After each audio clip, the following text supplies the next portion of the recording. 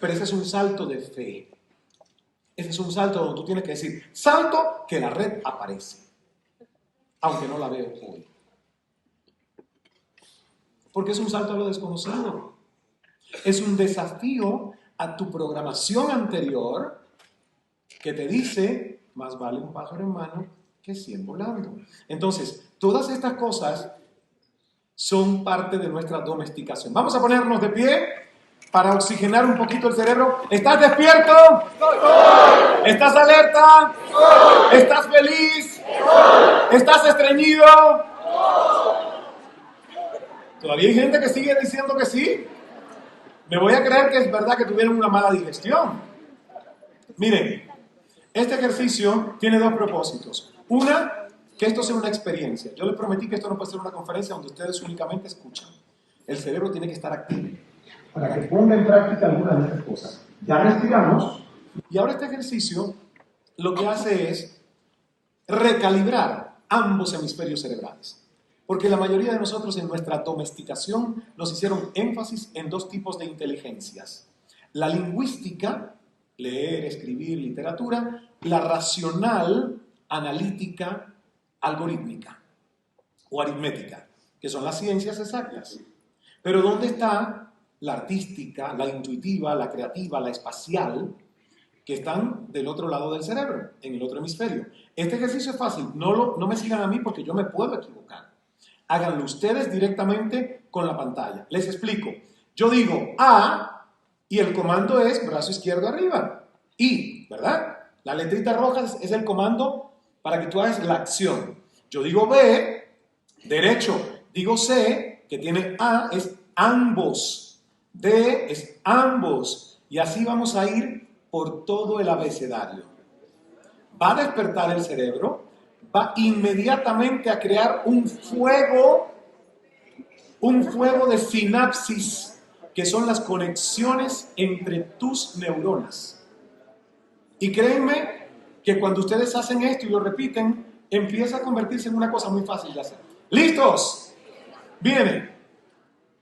A, B, C, D, E, F, G, H, I, J, K, L, W, M, N, O, P, Q, R, S, T, U, V, W, X, Y, Z.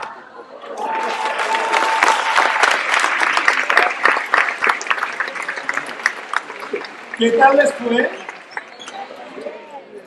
Vamos a hacerlo una vez más. Voy a estimular tu cerebro un poquito más con música. Puedes moverte.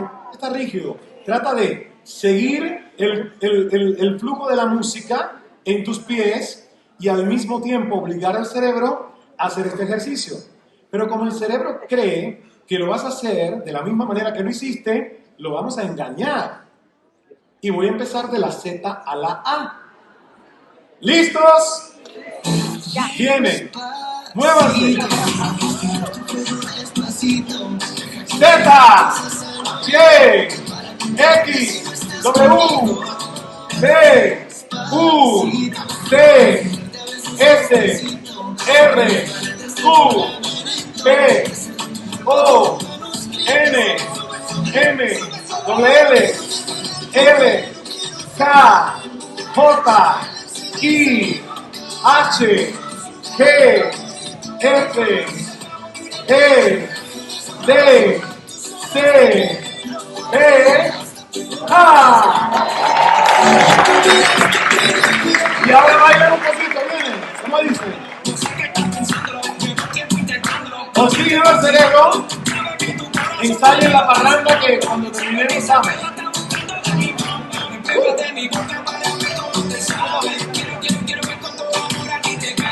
Eso, muévanse. Y todo el mundo que cante, ¿cómo dice? Pasito a pasito, suave suavecito.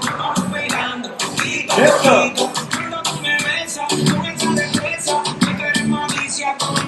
¿Cómo dice? Pasito a pasito, suave suavecito, nos vamos pegando poquito a poquito. Y es que esa belleza Eso es. cabeza, pero vamos montarlo aquí. Ahora,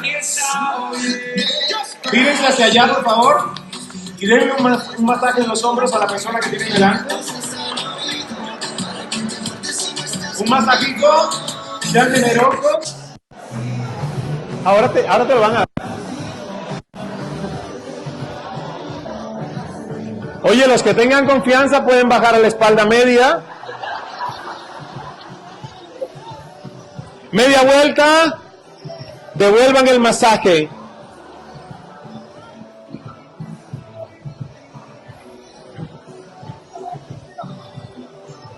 Muy bien. Miren a alguien que tienen al lado que no conozcan. Miren a alguien. Y díganle a esa persona, mírenle a los ojos. Y díganle a esa persona, qué sexy estás hoy. Choquen 5. Eso es. Y ahora pregunto, ¿estás feliz? Veo las caras de gente feliz. Pueden sentarse. Maravilloso. Vamos al próximo. Huracán de presión social.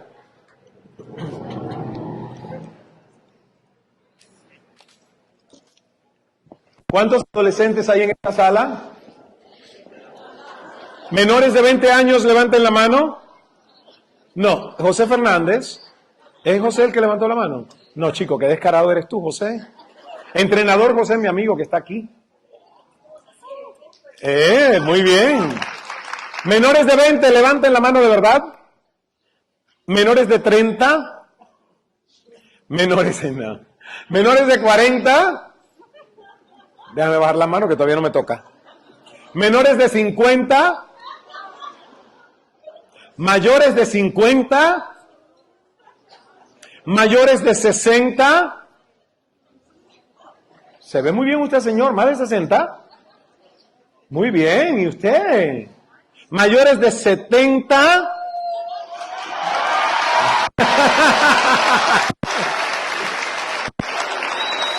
Me encanta. Dolly. La luz no me dejaba, por eso yo decía, ¿será Dolly? No, Dolly es la mamá de Lina María, de las horas de una mujer con una energía y un humor y una celebración de la vida que es formidable. Me encanta. Bueno, como ustedes se dieron cuenta, tenemos representación de todos los estadios de la vida. No tenemos niños porque esto sería demasiado para traer un niño. ¿Quién es la persona más joven aquí en la sala? ¿Cuántos tienes? 16. ¿Alguien da menos? ¿Menos de 16 alguien? 15. Muy bien, o sea que sí, 15 es el límite ahí, ¿no? Ya no niña o niño, está en el desarrollo a la adultez, pero todavía muy jovencitos. Me alegra mucho que estén ustedes, 15, 16 años. Miren, esta época, a esa edad, 15, 16 años, es pleno huracán de presión social. ¿Por qué yo hago esto y por qué la arquitectura del ser es tan interesante? Porque aunque tú ya viviste esta etapa, si tú eres tío, si tú eres pedagogo, si tú eres alguien que tiene relación con un niño, con un adolescente, si eres papá, mamá, abuelo, tú tienes que respetar y entender qué etapa es esa, porque la viviste y seguramente sufriste en ese momento. El huracán de presión social hoy, gracias a las tecnologías exponenciales, es más preocupante que nunca. ¿Saben ustedes por qué? Porque la Organización Mundial de la Salud, que tenía el promedio de la edad de depresión en el mundo en 29 años, hasta hace unos añitos, hoy los tiene en 14 años y medio. ¿Por qué? Porque antes lo que era la presión del grupo, era la presión de tu grupo. Pero hoy lo que se llama peer pressure o presión grupal es la presión del mundo porque está en tu celular. Y ahora estos jóvenes se comparan con el resto de las imágenes de otros en Instagram, al extremo que acabo de leer en el New York Times, que los millennials escogen sus destinos de vacaciones pensando en cuántos likes van a tener sus fotos en Instagram. Entonces, no digo yo cómo la depresión ha bajado a los 14 o 15 años. Si esta no fuera una etapa preocupante, no existirían anormales en este mundo que seducen a los adolescentes a juegos como la ballena azul. ¿Escucharon? La ballena azul, que invita a los jóvenes a que se laceren y a hacer pruebas y que la posteen, que supuestamente les da coraje y valentía. Y algunos han terminado suicidados y posteando el suicidio. Hay que ser de verdad, pero hay que vivir un huracán de presión social con todos estos síntomas que yo les estoy poniendo en la pantalla, para que un adolescente, fíjense, le importe poco su identidad, que está tan disuelta y líquida, y caiga en las trampas de alguien que ni siquiera conoce, que remotamente le está invitando a que haga esas pruebas para que tenga propósito y valor su vida. Entonces, hoy más que nunca, entender qué pasa por la mente de un adolescente es importantísimo. Mamá, papá, si tu hijo es diferente, abraza su diferencia, no la condenes, como me hacían a mí en mi niñez, que yo era bastante raro y diferente, y todo el mundo lo que decía es, vas a sufrir mucho siendo raro o diferente, mejor entra en el carril del rebaño. Y hoy la verdad digo, qué pena que yo no tuve ni las herramientas, ni alguien que a mi lado me hubiera dicho, oye, sí se vale ser diferente, sé cómo te dé la gana. Porque yo lo que viví no fue una celebración de mis diferencias, sino una presión para que tú seas como los demás aspiran y quieren que tú seas. Pero aquí está el estudio científico. Los adolescentes que se resisten a esa presión desarrollan más su cerebro y por lo tanto van a pensar y vivir mejor que los otros que no lo hacen. ¿Qué vivimos la mayoría de nosotros en esta etapa? Un carnaval de máscaras. Tú tratas de pertenecer a un grupo. En mi caso yo decía, ¿a qué grupo aquí de la escuela pertenezco? A los hippies. Déjame probar si yo soy de allí. Me dejaba de bañar 5 días e iba. Oye, hippies, aquí estoy. Me decían, hueles mal, pero no eres hippie. Fuera. Y así trataba de ver quién me aceptaba y a qué grupo yo pertenecía. Porque nosotros somos animales sociales. No vivimos en una cueva aislados. Por eso es tan importante entender esto y respetar el momento en que un adolescente empieza a decir no mamá, no papá, no abuela. ¿Saben por qué? Porque en el momento en que él empiece o ella empiece a decir no, usted debe celebrar que está en marioneta, que ya no es el niñito al que tú has domesticado, porque lo has domesticado, mal, bien, regular, lo has domesticado. Pero que ya quiere empezar una búsqueda propia y la manera de tú crear libertad personal es empezar a decir no, porque los no son la frontera de tu espacio. Pero ¿saben lo más complicado del tema? Es que nosotros podemos tener 48 años, 50, 60 o 70 y todavía no tener la fortaleza de decir no. No. Muy bien. Sí, yo practico porque en algún momento tengo que cantar. No. Cuando tú dices no, tú estás dándole más valor a tu respeto propio y no al ranking de tu popularidad. Cuando tú dices sí, importa más quedar bien con otros que quedar bien contigo. Tan simple como eso. Hay mucha gente que tiene 60 años, pero todavía bien, y le pide algo que sabe que no tiene deseo de hacer, que incluso contra sus principios, pero dice, sí, claro, sí, te lo hago. Pero cuando la persona se va, que reflexiona, dice, ¿pero por qué dije sí? Y empieza a martirizarse, porque no ha ejercitado su amor propio y su valor de decir no. Entonces, si tu hijo o tu hija está en esta etapa, por favor, comunicación asertiva, no impositiva. Celébrale los nos, porque son parte de una identidad que está tratando de encontrar. Y esta es una etapa que además estos miedos surgen allí, más o menos en la infancia y la adolescencia, pero perviven con nosotros, porque ustedes lo tenían. Porque todo el mundo en el ejercicio de, la mayoría de la gente hacía, Como que ni siquiera podía exhalar con sonido. ¿Por qué? Porque aquí en el subconsciente todavía queda miedo al rechazo, miedo al fracaso, miedo al qué dirán. 3 miedos que yo resumo en un miedo, que es miedo al ridículo. Y el miedo al ridículo es un ridículo, porque el concepto de ridículo es ambiguo. Lo que es ridículo para ti no lo es ya para mí. Lo que fue ridículo para mí a los 17 años, que era bailar enfrente de un público, porque yo nunca he sabido bailar, y eso no cambió. Lo único que cambió es que me importa un comino que los demás se den cuenta que yo no sé bailar. Es lo único que cambió. O sea, perdí el miedo al ridículo a bailar enfrente de un teatro. Pero a los 17 años sería un sudor y las piernas temblando. Pero me di cuenta que si tú quieres ser líder de tu vida, el arquitecto de tu propio destino, tú tienes que aprender a perder el miedo al ridículo y entender que de la palabra ridículo, el único concepto bastante universal en el español es el de las últimas 4 letras de la palabra, que es el trasero. En cualquier país nuestro se le dice así. Entonces, revisemos esto para que volvamos todos a la adolescencia. Esa foto es de mis 17 años. No había mucha sonrisa en ese momento, en casi ninguna de mis fotos. Pero ¿cómo va a haber sonrisa si yo no sabía quién era? Yo sabía lo que estaba estudiando, historia del arte en ese momento. Pero yo no sabía cómo resolver miles de los problemas mentales con los que yo lidiaba dentro de esa mente bastante turbulenta y negativa. Y a mis 15 años, a mí me tocó hacer una decisión que fue bastante brutal, porque fue ir a ver a mi padre hospitalizado después de un ataque de esquizofrenia en el cual le dieron electroshocks. Y lo que yo encontré no fue una persona consciente, sino fue una persona realmente adormecida con electroshocks.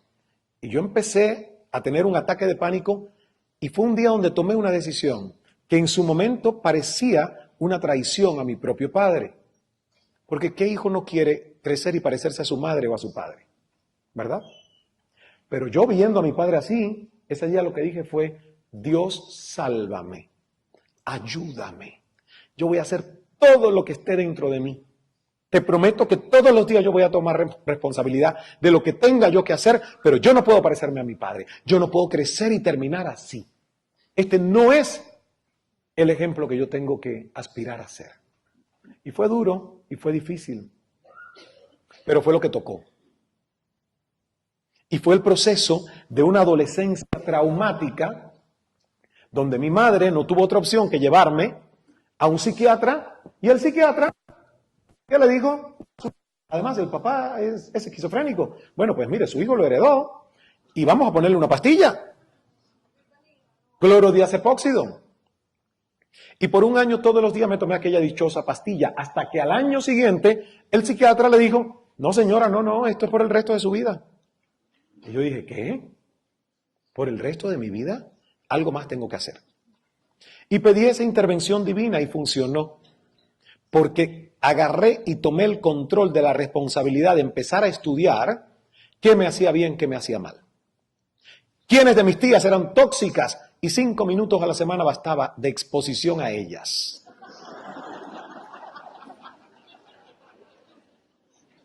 Bueno, es que eso es lo que hace un ser inteligente. O tú te vas a rodear de quien te envenena, aunque sea tu tía. Hello. No. Y yo fui empíricamente, nadie me dijo nada de esto, diciendo aquel, todo lo que me habla es la misma cosa, un disco rayado, siempre queja, siempre bobería. Chao, tío. Qué bien. ¿Cómo estás? Bien, sí, chao. ¡Pum! Ay, aquella, oye, lee, me dice cosas lindas, conversaciones interesantes, hay que pasar 4 horas con esa. Y fui haciendo eso empíricamente y fíjense, gracias a Dios funcionó. Porque si no yo no estuviera aquí haciendo el cuento, porque uno de mis hermanos es esquizofrénico y vive con la esquizofrenia. Y el otro heredó también lo mismo que heredé yo, una neuroquímica delicada del cerebro que me hizo consciente de una tarea diaria de trabajar mi mente y de estudiar todo lo que pudiera para salir de ese karma o esa posible historia. Porque no me creí el cuento que mi propia abuelita, con la mejor de sus intenciones, me decía: Ismael, no leas tanto, sal de ese cuarto, vete con tus hermanos con el bate y la pelota, que vas a terminar loco como tu abuelo. Ella lo hacía desde el amor. Desde el amor. Porque mi abuelita nunca recibió inteligencia emocional, ni siquiera fue a la universidad, o sea, ella reprogramó lo que escuchó y estaba muy preocupada con que yo me quemara. Así me decía literalmente: te vas a quemar. Entonces, miren, ese es mi padre. Como ustedes ven, tiene una manga más cortita, el brazo izquierdo lo perdió a los 8 años. Esos son mis 2 hermanos mellizos, no son idénticos, pero nacieron del mismo embarazo. Y en el caso de mi padre, nada más para contarles una anécdota más, cuando yo hice mi ejercicio de abrir la piñata, reprogramar mi historia antigua, ¿cómo yo había crecido viendo a mi padre? Con lástima. Pues como nadie me hablaba de por qué perdió el brazo, no me lo querían ni contar. Yo decía: y bueno, ¿por qué no me dicen por qué perdió el brazo? ¿Y cuándo? ¿Y cómo? Yo nada más veía a mi papá que no hablaba mucho y que tenía un brazo plástico encima del cuarto. Yo le preguntaba: papi, ¿por qué el brazo no te lo pones? Y él nada más me decía: porque eso no sirve para nada, eso es una estética. ¿Qué hago yo con ese brazo plástico? Pero entonces yo decía: ¿por qué lo tiene ahí de exhibición? Porque si no lo voy a usar, yo lo botaría. Entonces, pero un niño no entiende todas estas cosas. Y en su mente tampoco él las entendía, porque mi papá, la verdad, fue secuestrado por esas voces a las que él les creyó todo lo que en su mente decían. Y lo inhabilitó de ser un ingeniero químico brillante. Pero ¿saben qué pasó? Que cuando me quité el papel de víctima y la lástima, escribiendo El poder de escuchar, mi padre era un héroe, porque mi padre tenía una condición genética. Y a pesar de esa condición genética, cuando perdió el brazo a los 8 años, que lo metió para sacar el jugo de caña en un trapiche de caña de azúcar, y se le fue la manito y le trituró la mano a los 8 añitos, y vivía en el campo donde nosotros vivimos, el hospital más cercano estaba a 3 horas. Cuando llegó al hospital, el médico le dijo: tengo miedo de que aquí haya gangrena. Si usted hubiera llegado a tiempo, es solo la mano, le hubiera quedado el brazo. Pero la verdad, yo no me arriesgo a eso. Y le cortaron todo el brazo, hasta aquí, por una cosa que le hubieran podido realmente nada más amputar la mano. Pero llegó 4 horas más tarde. Y cuando estudié, yo dije: wow, pero mira, ahora que supe por qué perdió el brazo, y que supe que estudió mi padre, una persona que no fuera un héroe no hubiera podido hacer esta decisión, porque mi padre fue ingeniero químico azucarero y me llevaba a mí de niño a los centrales y cañaverales de caña de azúcar, la misma razón por la que había perdido el brazo. Entonces yo dije: wow, he encontrado algo para admirar a mi papá y ya no tenerle más lástima, sino venerarlo. Y ahora que ya no está vivo, le digo: papi, eres mi héroe, perdóname, porque por muchos años yo no sabía más y lo que tenía era lástima de cómo te tocó esa vida que te tocó. Y estudiando un poco a secretos de lo que la gente me dijo de la historia de mi padre, menos lástima tuve porque él perdió el brazo. Porque si mi papá no hubiera perdido ese brazo a los 8 años, yo no hubiera nacido. Y es una línea del poder de escuchar donde dice: Dios le quitó un brazo a mi padre para regalarme a mí la vida. Si mi papá hubiera tenido sus 2 brazos, los compañeros de cuarto en la Unión Soviética, cuando hubiesen entrado, no lo hubieran encontrado en el intento, lo hubieran encontrado ya colgado y muerto, como hizo mi tía y como hizo mi abuelo. Cuando tú vives con estos temas, tú no te puedes quedar estancados en ellos. Tú tienes que salir de ellos, reprogramarlos, estudiarlos y entender por qué todavía te sientes aprisionado. Y eso viene de mi etapa de huracán de presión social. Pero cuando uno está en el huracán, uno tiene que saltar al abismo, porque ahí no te puedes quedar mucho tiempo.